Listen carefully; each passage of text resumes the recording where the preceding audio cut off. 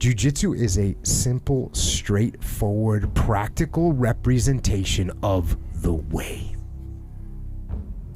If you think about what jiu-jitsu has in it, right? It has offense, it has defense, it has flanking, it has conservation of energy, it has deception, it has attack, it has concentration of effort, it has position, improving your position, it has maneuvering, it has placing baits and using feints, and always keeping your base and keeping your balance while at the same time trying to upset your opponents. Now, everything I just said, you could use that for combat, for tactical situations.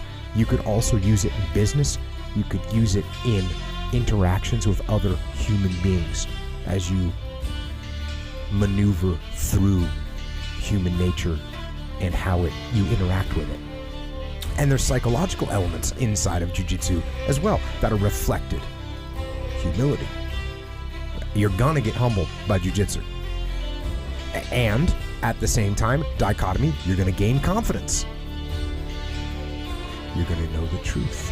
You're gonna know where you actually stand. You know, it's not, you're gonna get a belt, but that belt, it only represents,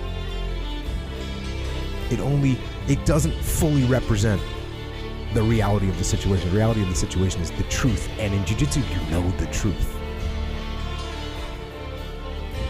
I believe in a higher power. Don't know the name, don't know where it's coming from, don't know anything like that. But I believe that this power, and visualize me real quick. Let's say it's a man up there, or a woman, whatever, and they have a chart. And when you're born, they say David Goggins, born February 17, 1975 at 6 a.m. They write the chart down because they can see everything. They know exactly what you're fucking supposed to be. They know what you're supposed to be. You die, you go to so-called heaven. You arrive at heaven, I'm 300 pounds. I retired as an Ecolab guy, which is okay, just a job, whatever. I go up there and God looks at me and he shows me my chart. And my chart on there says you're supposed to be a Navy SEAL. You're supposed to weigh 185 pounds. You're supposed to be one of the smartest people on the planet, this, all this. You see this. And now you're in heaven, you made it to heaven, but you're like, God, I was supposed to live that life. I was supposed to live that life. And then you find out that the reason why, because we all think that if we pray on it, if we do this, if we do that, whatever, we don't work, we just, whatever, it's gonna magically happen for us. No, I believe that when I'm all said and done with, my whole job is to outwork the chart. Whatever the fucking chart says about me, the all-knowing power up there, I want to get up there and say, him look at me and say, I know everything. I didn't fucking see this. I didn't fucking see this. I want to feel that. I want to get to the other end of this fucking world, and however I'm being judged, whoever's judging me, to look at me and say, I did not fucking know. I had you at 185, I had you at this, but all this other shit, I was riding as you were living it. I want to find more. All I can. And in that fucking sack of shit, you have to dive in that to find more.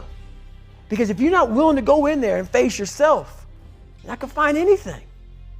You're gonna live right here on surface, man, right here on surface. So if there is an ending to this world and there is somewhere to go and there's a judgment, you're gonna get there and you might see a chart. And that chart may tell you who the fuck you should have been. And now you get the rest of your life to think about that. Man, I could have lived a much better life if I just would have just suffered a little bit more. If I just would have went in that shit and realized I had so much more.